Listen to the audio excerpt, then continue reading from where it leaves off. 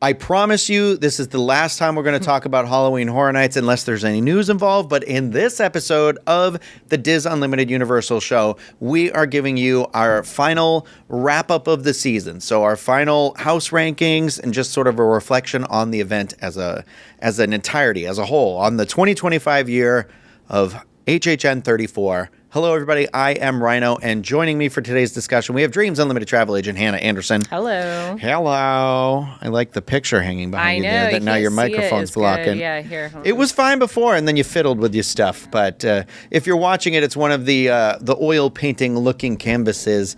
They ended up selling them in the shop, and I happened to be able to get there and get one last minute. So it's not Hannah's. I just put it over there. I thought about being nice and giving it to her, but I'm not going to. I'll fight you for it. I think I'll start adding stuff to it to see if people notice. Like, I'm going to add some little chest hair right here. Oh, my God. Maybe a little Santa hat for the holidays. I thought about that. I thought about pinning the Santa hat on it. But before we get into today's discussion, I want to remind everybody that this and everything that we do here is brought to you by Dreams Unlimited Travel. They are experts that help you plan the perfect universal vacation. When you book with them, it costs you nothing extra on your trip. You help support the channel and all of the content that we produce here. And of course, they can get you booked with just tickets. If you're going to Epic Universe, you remember those tickets are changing. They can book you on the whole thing, whatever you need. They can tell you some pricing, everything like that. DreamsUnlimitedTravel.com for that free, no obligation quote today. It is also brought to you by our Patreon supporters, and we could not do this without you. If you want to learn more about how you can get exclusive content from different members of the Diz team like myself or Hannah, head over to patreon.com/DizUnlimited. Now that I've said that, I think let's just dive in and do the ranking of the houses, and then I want to talk a little bit just about like our feelings of the our surprises or our misses of the season as well. Normally, now I've said it already, it's too late. I was like, normally we leave the house rankings for the end to get people to watch the whole video, but I don't want to tease that stuff. So, Hannah, I'm just going to have you go through it. I'm going to have you go bottom to top. So least favorite to the top, and I'm curious. Hit us. Go ahead. And you don't have to give me don't give me the paragraphs and paragraphs of the house. Just give me the quick. Who am I going to give my dissertation to? I know. Well, you're the one who's on the time constraint here, so. All right. Bottom of the list for me is Grave of Flesh. Oh, that's mine too. Yeah. Yep. Can I say anything about it? You may. Okay. I will. Okay. Okay, so Grave of Flesh, such a simple concept. And then somewhere along the way, it gets weird where there's like aliens and some things I don't understand. It also was just boring. Like, I think they were trying to go for a claustrophobic house, and I was not feeling it. Other than that first scene where you walk into the graveyard and you can see the tombstone and the open grave above you, it falls flat for me completely after that. I agree with you. I liked the concept. I like the idea. I like the weird stuff that ends up in Halloween Horror Nights houses, but the story, I felt like I was always missing a part of the story, and it was very confusing. It wasn't clear cut. Exactly. Yeah. Being buried is very scary, and I didn't get that. Speak for yourself. Just kidding. I'm ready for a dirt nap. Okay. Well, go ahead. All right. Next up for me, I feel like you're going to be upset, is Galkin. I could not get over the fact that I just had in my head that it was going to be a snowy house, and I tried reframing my brain, and it was just, I don't know. I don't know what it is, but I guess the vibe wasn't what I liked. There were some cool moments. I really liked that wolf puppet thing. I was like, you're a little dog. I was scared, but I loved him. There were some really great sets in this. Some of the scale of this house was really great. But the story, Norwegian folklore is wild, and this house was. Okay. I'm going to tell you, Galkin was my number 2 house. So... Sorry, but it was my number 2 as well. My second least favorite. Sorry. Shots fired. I felt like I agree with you. The initial perception of the house, I was like, oh man. But going through it more and more, and I did go through it on that final night. I felt like I got a really good walkthrough. I really liked the large puppetry. At the end, there was like a large demon, and you go through the belly. And then I thought that element when you're in the belly where there's all these skeletons coming out at you was like really, really good. I do agree. I know I have it at number 2, but I do agree there was a little bit of like, I don't really know what's going on. I'm assuming it's just this town is getting torn apart sort of a thing. So there was a little bit of that. But ultimately, like, I really, when I like think back on it, I'm like, I do really enjoy what this house looked like, and I liked walking through it, and I liked there was a little bit of depth in the elements that you looked at and things like that. So I think those are all really good points. well, also you've now made me convince myself where I'm like, oh, do I have it too high on this? This is the dissertation. This is the back and forth that happens when you're a big fan of these things. And this is hard. I feel like I should have like prefaced so nobody came after me. A lot of this is how it just made me feel. Well, yeah, you know, like and it's not. It's just purely like leaving this event. Like I look at some of these houses and I smile and I go, that was. And like, it's the personal experience of how you walk through, because 100%. I do have a house low that I wish was better, but I just kept never getting a good walkthrough. So I get okay. That. So you had Galkin. All right. I'll tell you my second bottom house from the bottom up. Then. Okay, let's hear it. No, you actually. You know what? You just keep going, and I'll tell you where it is on my ranking. I'm just trying to think of how less confusing I can make this for somebody listening to this. All right. But go ahead. Next up for me is Dolls. And actually, it's funny. I debated putting it higher. Early on, it was very low on my list. Yeah. I thought the scent was so overpowering. I mean, when we did it night one, I had a headache the rest of the night from the scent. So it kind of just killed the vibe of the entire event. I didn't know it was burning plastic. Yeah. I couldn't put my finger on it. It smells like burnt baby powder. Yeah. So that was kind of off-putting. And then I think like especially the baby doll in the beginning, it's just like loud. Like it was scary. Yeah, it was just, some of the scares I was just like, ugh, you're stressing me out. Maybe it's because I'm a mom. I don't know. But then I did grow to love it a little bit more because obviously the scale of being the size of a doll is very cool. I appreciated, you know, when you go through the kitchen and you're underneath the oven, and that does smell more like cookies than burnt plastic. You know, I love the giant teddy bear with the toothpicks in him. Mm-hmm. There were some very cool set pieces. It just wasn't a thing for me. Okay, so Dolls is actually my number 9 house. Okay. And it's not because I don't like it. I do want to say the only house that I genuinely, at the end of this event, was like, okay, I don't think that house was good and it could have been better, was Grave of Flesh, where I was like, you said it already, the entrance scene was great with the graveyard and you looking up and seeing that you're like already in this grave. I thought that was really cool, but it was confusing. And then the only reason I have Dolls, well, the only reason is there's 10 houses and it's 10 rankings. And it's sort of, I feel so lucky that we had such an event where I was like, okay, but all of these I was fine. I would have went through any of these again, honestly. And I did. And so like, even though I started the event being like, I absolutely hate this house, each time I went through it more and more, I liked it more and more for everything that you said. The production design, the scale of it all was really good. The story? Yeah, the story. It was simple but twisted, and I liked how many different settings there were, and I liked like she was trying to like light the dollhouse on fire. And I do feel like they lightened up that burnt plastic smell a little bit and added other smells into that. So there was like a burning chocolate, there was the burning smell, stuff like that. So I was like, okay, that was better. I don't know that it had a really good. There was no like punch in the finale sometimes, and that's where I'm like, yeah, you're right. But I do as an original house. I think this was a really well done house. Got Lila, but ultimately, we got an original character. That was kind of cool. Well, ultimately, the smell is what lowered it so low for really me. Yeah. for me too. Yeah. So that was my number. So my number 10 was Grave of Flesh. My number 9 was Dolls. My number 8 was Hatchet and Chains. I wanted this house every time. I loved the promise of the house. Or I was like, first of all, I loved that it was a sequel to Slaughter, or a spinoff of Slaughter Cinema. Yes, thank you. I loved the old Western. I loved that we went through a train depot. And there was and it felt very much like the lore and elements of an episode of Supernatural, which is one of my favorite television shows. And so I'm like, okay, there's so much about this, but I never had a good walkthrough, and it was a completely unreliable time posting on this queue. It was never what it said it was going to be, so ever. True. Yeah, I kept track of all this stuff as I went through times, how many times I did a house, all that stuff, and I'll tell you all that at the end here about how many times I went through everything. But it was one of those where I wanted to try and do it one more time on the last night, but it didn't work out because the last night of this event was the busiest night of the entire year. But I there was just that element where I was like, oh, I feel like I'm just missing one thing, and I'm a little unclear about who's Hatchet and who's Chains. I mean, it's the guy with the chains is Chains, but Hatchet didn't really have as big of a part, I guess. I don't know.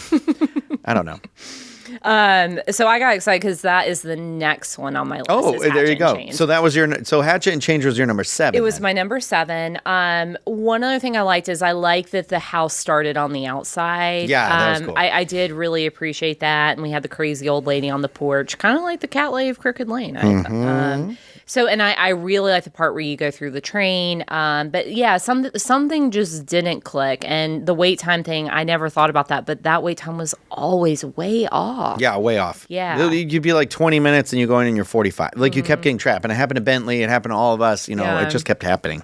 Yep. I'm going to give you another one then, Okay, since that was right. I did that to you now. So we're looking for my number 7. Your number 10, 7, 9, 8. My number 7 is Fallout. Okay. I felt like That's my next one. I did my research. Okay, yeah. I watched the show. I'm happy I watched the show. Season 2 is starting in November, I believe, right before Thanksgiving or something. I mean, it is November, but I feel like I don't know that anything translated as well as I wanted it. My problem with the house ultimately is just that, like, if you had not watched the show, I don't know that it was a fun experience. And I felt like they've done shows like that before, where like The Haunting of Hill House, I had gone through that without watching the show. I watched the show and appreciated it that much more, but I was still able to enjoy it completely without watching it. Like, I still was like, this is a great house. And so this one I was like, I like what they did. I like seeing the characters. I like the thing. And again, it's how it made me feel. Like, we got a really good walkthrough on that last night that I'm so happy we went through when we did, because it was really good. And I was like, okay, this is leaving a much better taste in my mouth. Otherwise, I think it would have been lower for me. Yeah. Yeah. No, I totally agree with that. I think Fallout was my number 1 on my ranking before the event, purely because I love the show so much. I love the ghoul. I love Walton Goggins. I loved kind of this retro feel and some of that music. And so, and there's so much they could have done with it, and it really fell flat. We did not see the ghoul enough. I The agree. Super Duper Mart was not, I mean, they didn't add the scare actors in the in the freezer section. Until way too late. And that is a genuinely like scary scene in the show. I also feel like I mean, I know Lucy's the main character, but Lucy was just like in it too much, and just like, I don't know, kind of like she just threw off the groove, be like okie dokie. And I know that's like part of her shtick, but I mean, I will say we did get the famous "I need my organs" quote. Yeah. Could have done so much more, and I'm so disappointed because we won't ever get this again. And I just feel I think I would have liked it if they had started it and done it chronologically, like started in the 60s to kind of show maybe the Pit Boy or something, and then it was the nuclear fallout, and then that way the story you could have followed as a non-watcher of the show, and then that would have been easier maybe on people, but it also would have started that element of like a fear of, I mean, it's scary. Nuclear war is a terrifying thought. We should have been in the vault longer, I feel like. I agree. Because those vault dwellers in the show are very scary, and there's also some Lucy's vaults, like they have this area that looks like a giant cornfield. I was just gonna say, I wish we had done the cornfield scene with like bodies, and then maybe somebody yells at you or somebody screams. And that would have been like, because the scale of that and everything, and it would have felt like a movie set. That would have been so cool. So I'm disappointed that it actually makes me sad. But that last walkthrough, I'm really glad we did that, because I was actually like a little emotional after it. Well, I guess I'm going to go again, because now that was your number 6. So my number 6 is Jason. Okay, you have Jason higher than that. Okay, great. No, that's okay. No. Is Jason your number 5? It's my number. Okay, our lists are actually very similar. We did not check before this. Number 5 is Jason. Okay. You give your reasons. Okay, so my reason, well, we're basically almost in the same spot. But I think that, and basically all the feedback I got from anybody, did you do Jason? Did you do Jason? Did you do Jason? Jason is, and for good reason, just such a good choice for a Halloween Horror Nights. It is such a recognizable, IP. This is the last time they did this, I think it was in Hollywood, and he was a titan of terror. It is the house, for me. I don't know that the house did anything that I thought was really creative in terms of thing. I felt like it was safe beginning to end. That's not a knock on the house. It just is like, oh, what a solid house. What a good bet. And it had some of the things that, we saw Mrs. Voorhees in there, which I appreciated. And, having the hallway with all the Jasons just coming out you one after the other, that was really well done. And it's iconic. We saw the camp, Crystal Lake and stuff. So, it gave us, if you only knew the most passing knowledge of Jason, you would have been like, oh, that was good. No, I think it was also good if you had a really detailed knowledge of Jason. So I thought that it succeeded in a lot of those ways. And it did live up to every promise it made of just like relentless Jason. Mm-hmm. And so I really enjoyed it. The wait time I did not enjoy. That one always pretty much consistently had almost 2 hours of a wait. Mm-hmm. And so for good reason, it was popular, and I get why people like it, and I enjoyed it. I feel like I did it enough times, I would have loved to have done it with my friend CJ, who screams at everything, because I think that would have been really fun. Gotten him, yeah. But yeah, ultimately it came down to that wait where I was like, I'm not doing it. I'm not waiting in anything for over 100 minutes tonight. But yeah. No, I agree with all that. I think the number of scare actors was, incredible. Like, just when you thought there couldn't be more, there would be. And the 2 hallways at the end, that was really, that's the only house I was like genuinely scared. Like, I was like, I just want to run out of here. Like, so I thought that accomplished. So something for me, like, I was excited to be scared in this house. And the thing about jump scares, like, you can't, even if I know you're there in that hallway, it's so dark. I'm like, I couldn't predict where they were coming from. So I thought that was good. I do wish, Camp Crystal Lake was in it, but I was hoping to feel more of that. I don't know what I was looking for. Yeah, I agree. I wanted more. Out in the woods. Well, that was I think that's also my problem with the house being where it was, is that other than Jason, we saw Mrs. Voorhees, but other than one random guy, we didn't actually see really like any campers that much. It was really just, they were like projections, or they did, and which were cool, these like through the windows. But Jason, like, we were the campers. And I think I wanted more of like, I wanted to see like the scene with like Kevin Bacon on the bed with the arrow or something, stuff like that. And I think that's maybe a little bit of it. But I will say it was a lot of fun to see. And I was one of those people who came in the camp counselor outfits different nights or whatever. I did one night with my short shorts and everything. Yeah. Mm-hmm. Yummy. Well, I guess I'm going to give you my number 5, since that was your number 5. And I know this isn't your next one up either. So I have Terrifier at number 5. No way. Okay. Interesting. All right, give me your reasons. I think Terrifier on a sheet of paper is an excellent Halloween Horror Nights house. It is a longer house, which I really appreciated. I think it had excellent scares in it. Mm-hmm. It does a lot of different fun effects. I love the split ending where you can go dry or you could do wet.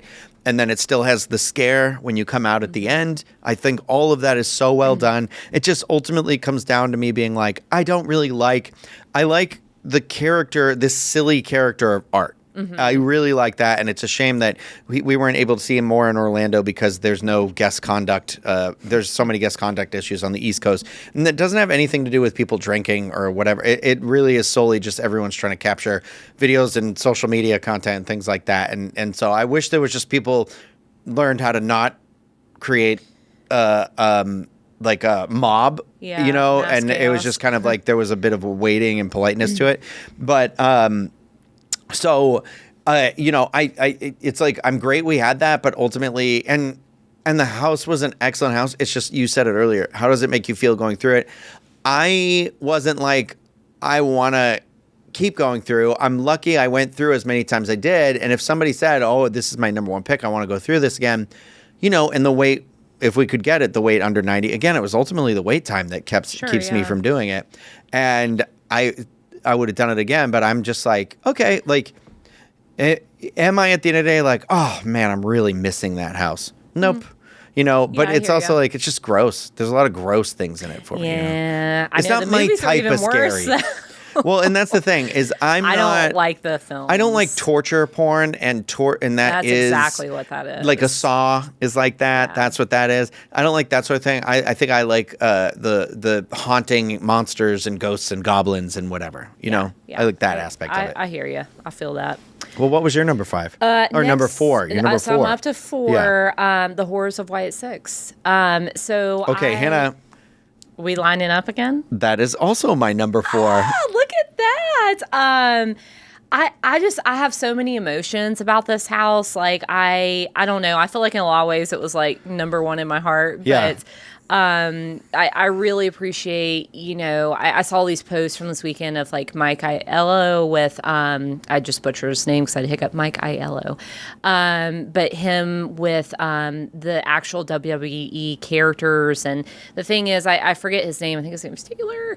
But the brother of Bray Wyatt who passed away he's one of the characters. He's Uncle Howdy in the house. And so just seeing that family, like I can't even imagine, like you lost your brother and you got to relive, his story with also the addition of your brother being in the house. And, one of, so the girl inside the Firefly Funhouse that pops out, her name's Alexa Bliss, that actual wrestler came and like played her character one night, and just all these like really cool fan things that just gave it so much life. But I really enjoyed it, and I enjoyed hearing other people talk about, because I knew about Bray Wyatt, I knew about the Wyatt Six, I knew about Firefly Funhouse going into this, so it was interesting. I enjoyed hearing people say that they enjoyed it with no other prior knowledge. And I thought some of the scares were really good. And I appreciated the mask and the costumes and the fact that the wrestlers obviously were so tall and so big. It was impressive. So, and I felt like a lot of people were just having fun in that house, and I did too. Yeah, and ultimately for a house, when they announced it, I was like, I couldn't care less about this. I can't believe they're wasting one of the houses on this thing. I can't believe how much I enjoyed it. Like, for everything that you said, the emotional aspect of it, but I actually genuinely thought for somebody to go through that house who like me, who had never seen it, but, I had a brother who was into wrestling, and I watch Glow. It's not the same, but, I love Glow, but, like, I feel like it was just so well done where it was still scary. And I went through with my friend CJ on that last night, and we had a really good walkthrough. It was consistent. It was scary. I liked the characters of it. It was weird enough, and it did exactly what it set out to do, and it did it really well. So and it's ultimately my experiences going through. I liked it. I liked the horror, and it was one where I'm like, it's sort of the underdog for me, the underdog of the houses. I would agree with that. Yeah. Should I go? I'm going to let you do it. You do number 3. Okay, number 3 for me. Five Nights at Freddy's? Yes! Me too. Are you for real? Yeah, I'm serious. Dude, I really thought I'm not changing it either. I already have typed out. I would have thought that would have been your number 2. I mean, I know what your number 2 It was a tough. I would have thought this would have been your number 2. It was. I thought about switching it with Galkin because we know Galkin is my number 2. Yeah. It was one of those where I didn't get to do it a lot. So yeah, fair enough. I like Five Nights because I didn't play the video game. I watched the movie. I didn't love the movie. No. But for me, I mean, when you walk into Freddy Fazbear's, like the neon sign outside, and then you walk in, and it's like the abandoned pizza party has happened, and then you have these larger than life animatronics on stage, and they're performing, and it just it felt so literal. And I think because it feels nostalgic, it really, I'm like, oh my gosh, this makes me want to do it makes Scholastic or book it and go get my pizza from Pizza Hut. Well, it made me want to open the Pizza Hut that I talk about all the time, and I think that was a beautiful thing it did. Like, it leaned into that nostalgia so well. I mean, also, I love a house that does something cool and unique, and I love a puppet house. Like, I love houses that use puppets, but the fact that like Jim Henson's, the company was involved in making these puppets, I think we got the superior version of Hollywood because I saw the video of that, because we had so many more, I think, animatronics in our house.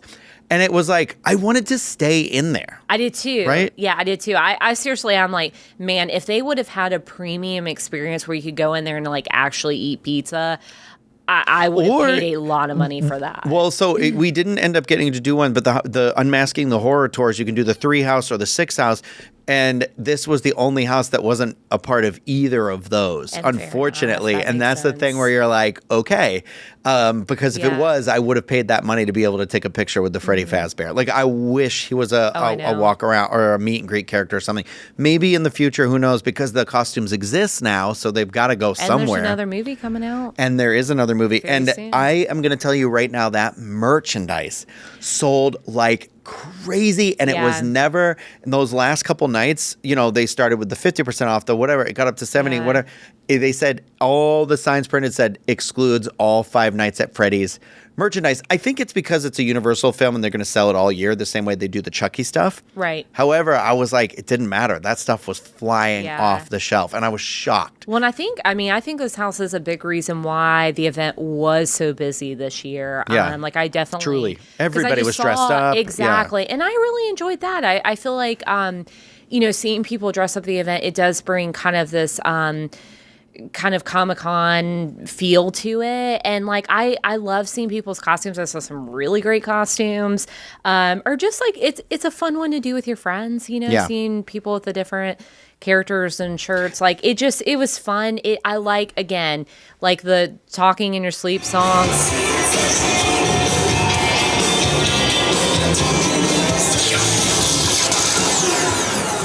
That will be stuck in my head for forever. Like I, dance through that first scene in the house always. Like the end, it slows down some parts, but otherwise. I think it does well this done. really cool thing where it like pulls you in.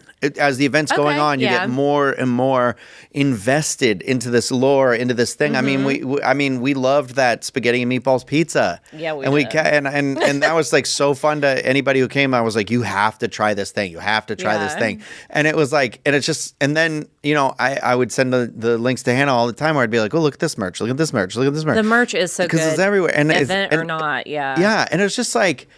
It was cool, and it was I like that it had, I call it like sleepover spooky. Yeah, and I yes. like that there is that thing because 2019 is one of my favorite years that they've done, and the whole thing was it was supposed to be like an 80s sleepover. Was kind of where they had started when they started thinking about like what properties and how are we going to do this. And I'm like, oh my god, Five Nights at Freddy's would have slipped in there perfectly. But yeah, well we know your number 2 is Terrifier. Yeah, so I'll just a couple quick things about Terrifier. I gotta be honest, I kind of hate the movies. The second one's all right, but I remember watching the first one, and there's a scene where he like splits a girl down the middle, and I was like, nope. But I also felt like I was like, man, because Art the Clown in the movies, as they progress, he gets a little bit sillier. But that first movie, he's not silly like he was portrayed in the parks. So I'm glad that they kind of leaned that route. The reason I like this house is because I felt like Art had and the scare actors had more ability to kind of, I don't know, be silly and be more interactive. So I feel like my walkthrough experience was a little bit different every time. I also just felt like the sets were so different. So like the way you walk into the abandoned carnival, and then you go through the very gross bathroom scene, and then all of a sudden it's Christmas, and then you do this wet and dry path. I just like that there was so much variety to it, and some of the scale was really good. Like there were, some wow moments where I was like, oh my gosh, I feel like I'm in the literal movie, and like all the stuff from the second movie with God, I forget her name, but the lady who pops out, she's in the bathtub. But that is so, and they could have made that so much scarier. So anyways, I just thought it had a nice variety to it, and it was creative. What? Oh, I'm sorry. I picked up my phone to double check a message, and I didn't mean to make that reaction. Hannah, they are filming a Mummy 4 starring Brendan Fraser and Rachel Weisz is going to be back for it. I'm just getting goosebumps right now. Girl, what if that's a house next year? I'm just like, I'm sorry. I didn't mean to let you do that. Brendan Never in my Fraser. life. Brendan. Oh my God! Listen, are we going to candlelight this evening now? Girl, I don't. Yeah, and just saying like, oh my God, Y'all, God, the Mummy. I can't even. Sorry, I just like I'm like. No, I'm glad chills. Yeah. Okay. She's like, I got to text everybody I know. I know. Yeah. I'm like hot Spread breathing. the word. Well, El Artista is obviously our favorite house. Yeah, it is. For good reason. I just, for me, I feel like this house achieved exactly what I want from quite literally a haunted house. Like, I love that you walk in and, like, you're greeted by this, like, towering manor, and there's, like, faux foliage and there's scents, and it feels like you are like on a backlot tour or something. And then the first time we did it, like, I think that was my best scare of the entire year, is when you walk in and you're looking at there's Sergio Navarro, the main character, and he's having his little moment, and then there's a stilt walker that just like jumps out. And he got me so good. So now I just love that stilt walker. I love that you're walking literally through the house. You go outside. There's that swinging gargoyle, so you have stuff up above you. As I mentioned, it's by far the best smelling house, so I like that. Yep. It brought in so many different elements, but at its core, it was a haunted house. I thought it was just a literal haunted house. Literal. And it's funny because I remember I think this was the first original house announcement. I remember reading the announcement and being like, here we go, Universal, like, where you're getting too in the weeds. It's an artist being haunted by his art. Yeah. It's 19th century Spain. You're just like, okay, we've taken this too far. This one, though, is one of the best houses I think they've, like, for me, one of my top tier. Like, I'll think about this house years from now. I had the worst walkthrough of this ever on the last night, though. So the event is open until the last house. The event's open till 2 a.m. So if you're getting a line, you can get in the house. I waited about 20 minutes for the house. I got in the line, and if normally there were 100 characters in this, there were only 5. And that is where I'm like, I was just like, this isn't really, nobody should be doing this, especially as a last night. I get it that it's really late, but I'm like, these people, they should have been scheduled later. If your event is open and you are offering this as an ability, you either need to have closed the line at, like, so let's say it's 2:00, you close at 2, but the line's 60 minutes long and it's a true 60 minutes, then you need to say that house is going to close at like 1:15.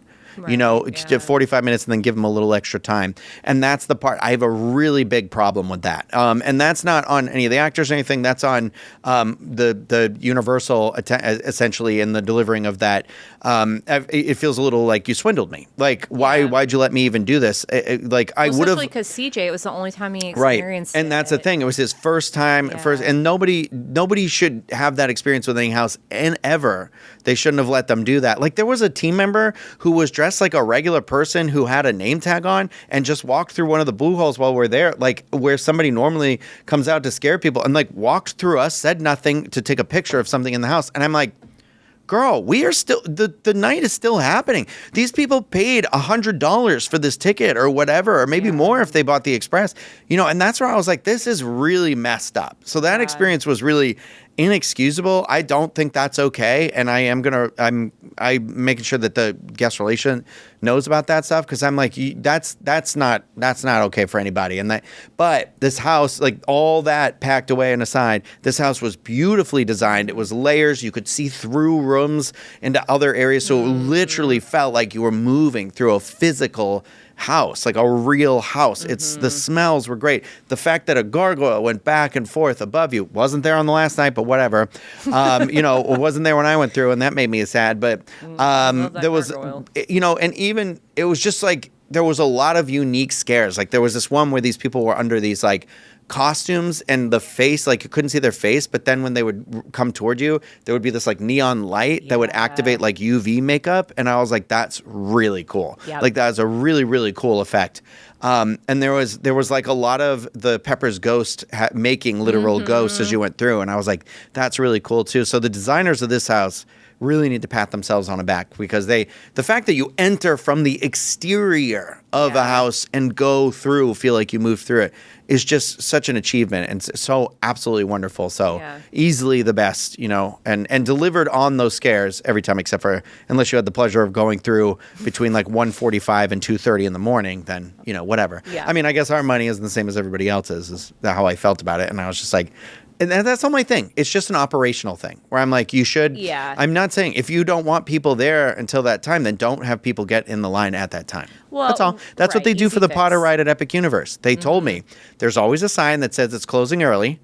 It's not really closing early. You have to go and you ask. And they told me, they said, so if they said, well, the way it works is if the park closes at 10 and there is a 3-hour posted wait time, then this ride closes at 7. Makes sense. And I was like, oh, okay, 100%. I get that. Right. Because they don't want guests stuck in that line an hour and a half. I'm assuming it happened one night, like an hour and a half after closing. And I was like, that's exactly what you should be doing then for Halloween Horror Nights or for anything that you offer in that way. The guest experience should always be the number one thing. But, okay. I want to know just generally your thoughts on like the shows were a big surprise to me. I like the Lagoon show a lot. I'm really hoping there'll be a new one next year because I get why they used this one because it wasn't really used very much in 2023. I think was the year where they had the accident, or 2022. It was just a storm destroyed the show. Yeah. I ended up just absolutely loving Nightmare Fuel this time around. I thought I was just going to be like, just honestly, leave me in here. That was maybe the biggest surprise for me this year because I was very sassy about Nightmare Fuel on our pre-HHN show. Dude, I went every time. I think every time I went to HHN, I went every single time. So I kept track of how often I saw everything. 12 times. I have it written here, and I don't think it's right, but I have it. I did it at least 6 times. I think I did it more than that, though. But yeah. So I went back. This is my first time ever seeing it, and I'm like, am I just into this? But I went back and watched last year's version of Nightmare Fuel, and it was nowhere near. I mean, it's same concept, but just the music just like hit. The storyline just worked. Like you gotta save the girl at the end, right? Like I like that they wrapped it up. It was just, I think it was just enjoyable. Like and everybody there is having a good time too. So I think it's like one of those where you're just like happy to be in the crowd kind of thing. Like you're feeding off of everybody else's energy. Yeah. Too. Obviously the performers are incredible, but who would have thought? So that was, and that was great too, because other than, the first night when we had an RIP tour and then we did Express one time, as we said, the lines were long, so you need things like the Lagoon show, like Nightmare Fuel. And those aren't included in Express, but they are included as part of. You can tell the RIP tour guide I want to go to the show, but that's a good point. Yeah.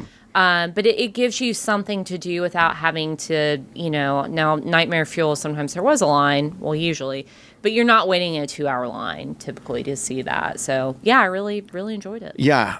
I'm really excited to see. I mean, next year is an anniversary year. It doesn't guarantee that they're going to do something for the anniversary because it's 35, and so it's in that weird. But I think they will. I think they will.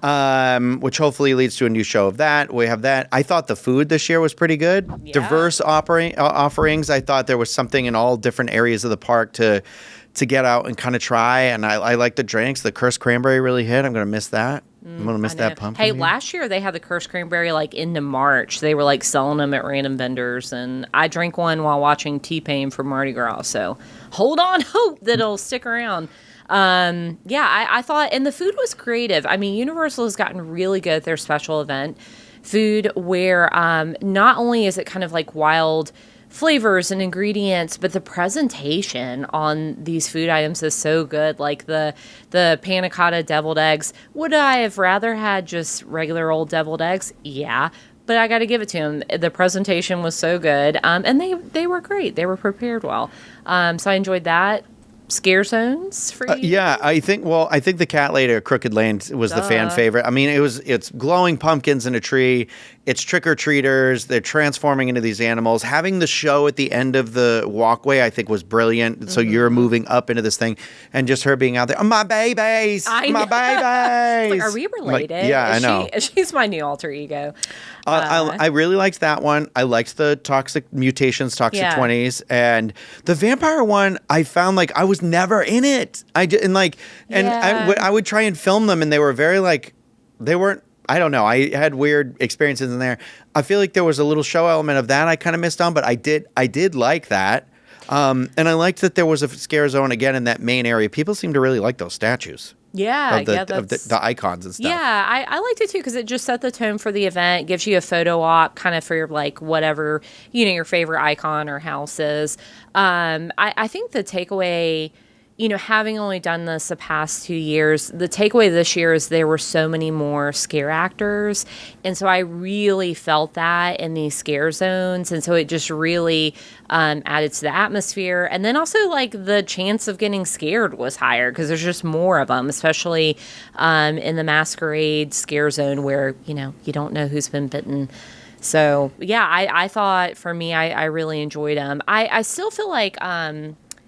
I other than the Toxic 20 area, and I think that's just because of that area of the park, I didn't really hang out in any of the scare zones. So I would like to see that maybe in future events. So. You didn't hang out in any of the scare zones? Not really. I didn't just sit around and like people watch. I should have done more of that. But, I didn't. I did this year. I did it the least amount I've ever done it, but it was because I just kept like moving around and stuff. Like I was like just desperately trying to like film all the stuff, and I'm like, I feel like I got so much less than I've ever gotten any year before. But I also enjoyed this year very much. The club horror aspect, I still wish it wasn't just 3 female dancers. I wish there had been a male dancer as well. I don't know if they were literally the same 3 people every night. I can't imagine it was, but maybe it was. This girl's working hard. Well, I liked the use of that area this year way more. Having the bar there with the seating area, but then also the DJ. It really was better for that area. Yeah.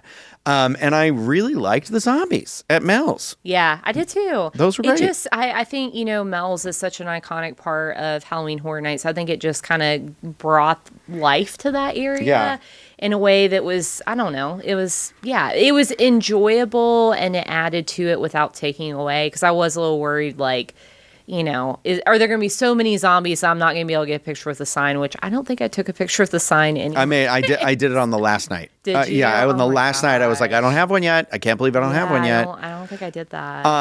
I do. So I feel like this year the event definitely had a lot more volume and density to it. Like it was good. It had extra love. Yeah. They put some, and more. Could have had Hammy Kuma here. Doesn't know where he went, but whatever. Hollywood and Las Vegas, I guess. Forget us. I do have a question for you. Yeah. What, if you could have one house next year, what would Gremlins. it be? Gremlins? Okay. I say it every year. I always want a Gremlins house. I like a Christmas scary house. And so like I've loved when they've had like Krampus. They had like The Shining and it was snowing. Like I love a house like that. They had and that scene in Slaughter Cinema last year. Remember there was like a deranged, there was an evil Santa. Oh, it was like a Santa, yeah. And they've had a dairy, one of the dairy ones like years ago. Not dairy, that's Carrie? Carrie is, they've had like a Santa one there or something like that. Or there was like, maybe it was HR Blood and Guts and he had a Santa part of it or something. But I still desperately want a Gremlins. I like that. Listen, Universal, or Comcast, buy Warner Brothers. You'll have this whole library. You will then own Harry Potter rights, movie rights, and then you will have Gremlins, and you will have It, and you will have all these other things that could like expand and so much. But for some reason, Paramount's going to do it. I don't know. So, but yeah, I think for me, it's Gremlins. What would it be for you? Okay, so I was trying to think of like new movies, and for me, Sinners. Oh, Sinners would have been a good one. I really honestly think that's why we ended up with the Vampire Masquerade, because they were like, we have to have something vampire. Yeah. I don't know. God, Sinners was so good. That would be so good. They did a Crossroads Demon House was that last year or the year before? A couple of years ago, whatever. It was like Dark Fate or something like that. Oh, so good. Yeah. And in that vague like setting of the South, and it was just like.